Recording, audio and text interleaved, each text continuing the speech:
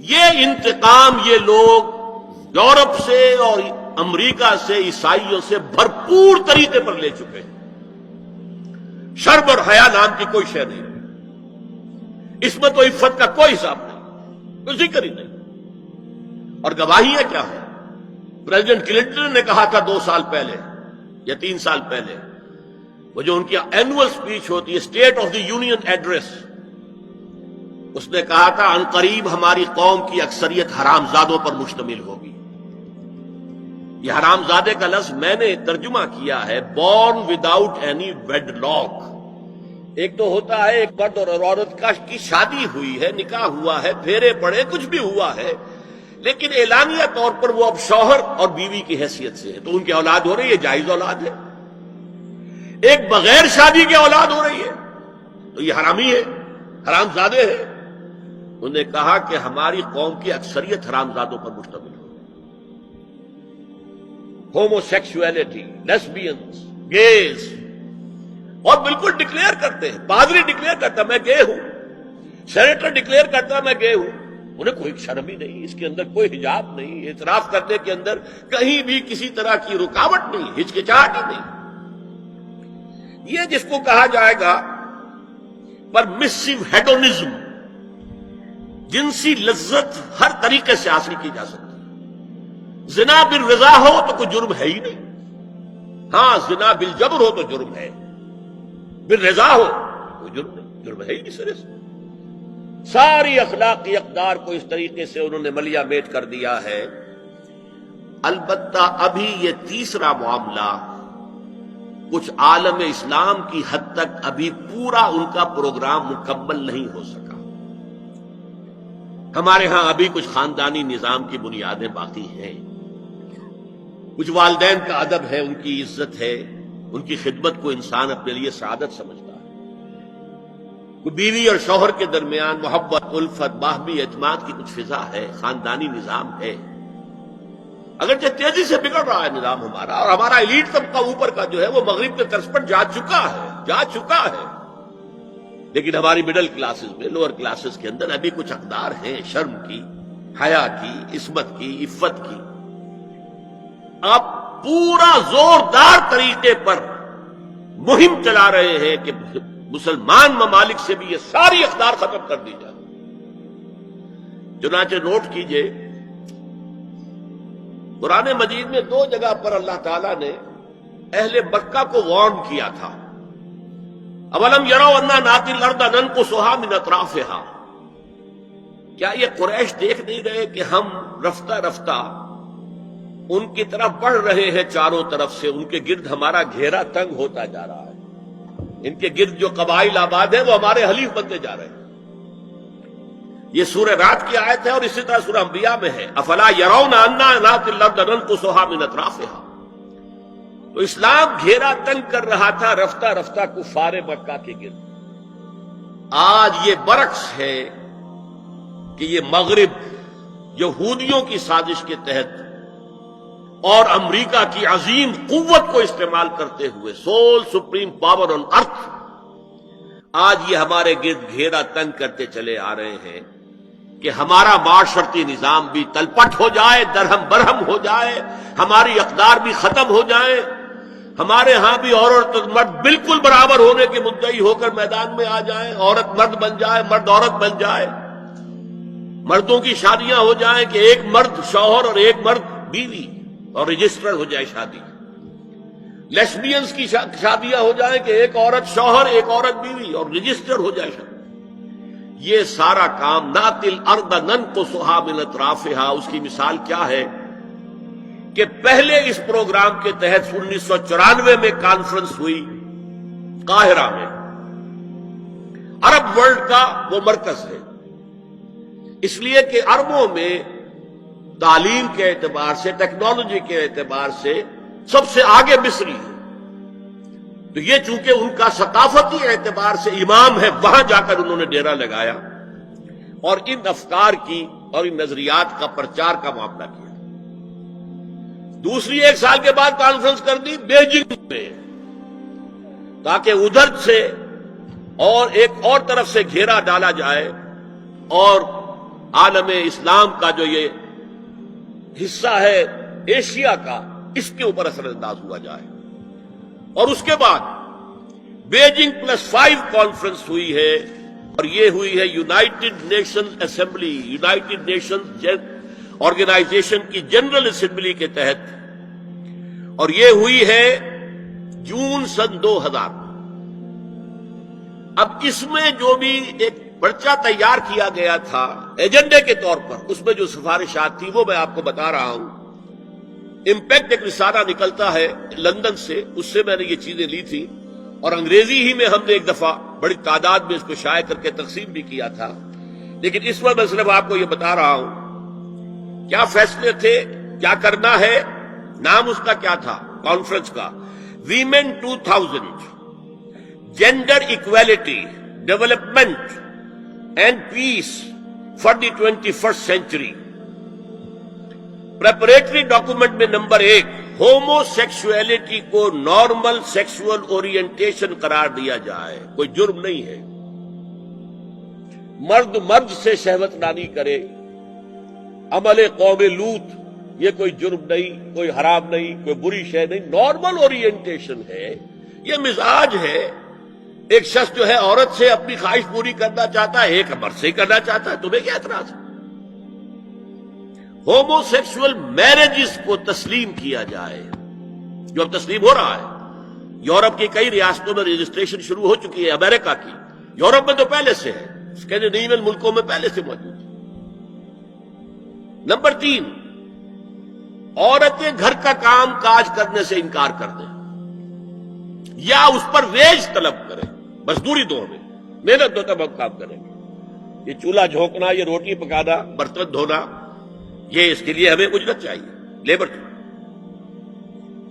Number 4، عورتیں حمل اور وضع حمل کی جو تکلیف برداشت کریں اس پر بھی شوہر سے اجرت لیں.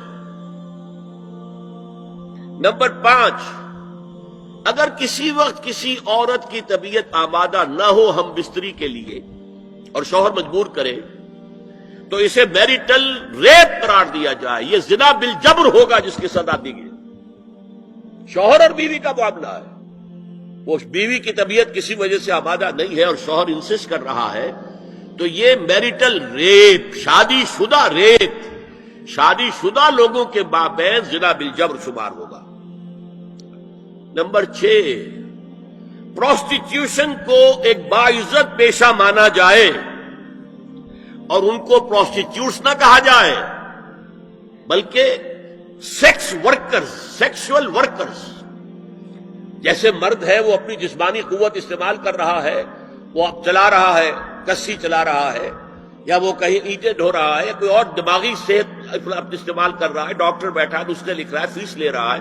عورت بھی اپنے جسم کے ایک عضو کو استعمال کر رہی ہے تو وہ سیکشول ورکر ہے اور وہ پیشہ ہے اور وہ باعزت ہے، اس پر قتل کوئی قدر نہ ہو.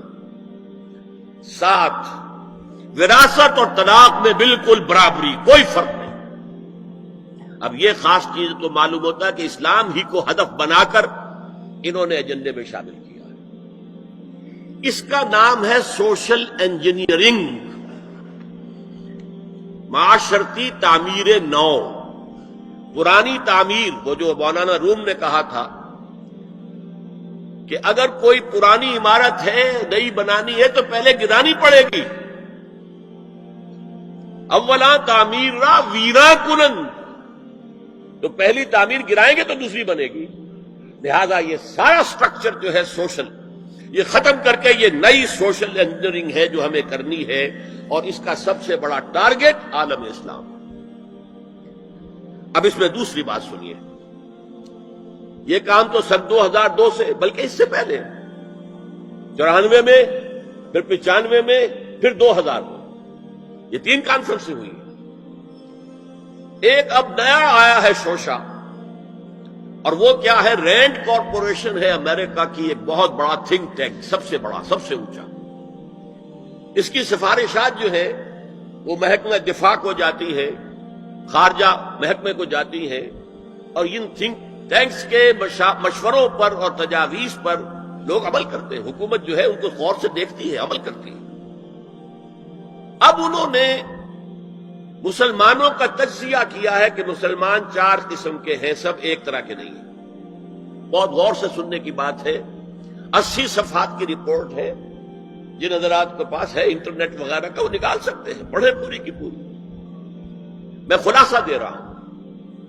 کہتے ہیں نمبر 1 ہے فنڈامنٹلسٹ، اور فنڈامنٹلسٹ وہ ہیں کہ جو اسلام کو صرف مذہب نہیں دین سمجھتے ہیں، جو یہ سمجھتے ہیں کہ اسلام صرف عقیدے، عبادات اور رسومات کا نام نہیں ہے، بلکہ اسلام ایک پولیٹیکو سوشو اکنامک سسٹم ہے، ایک نظام ہے، اجتماعی نظام ہے۔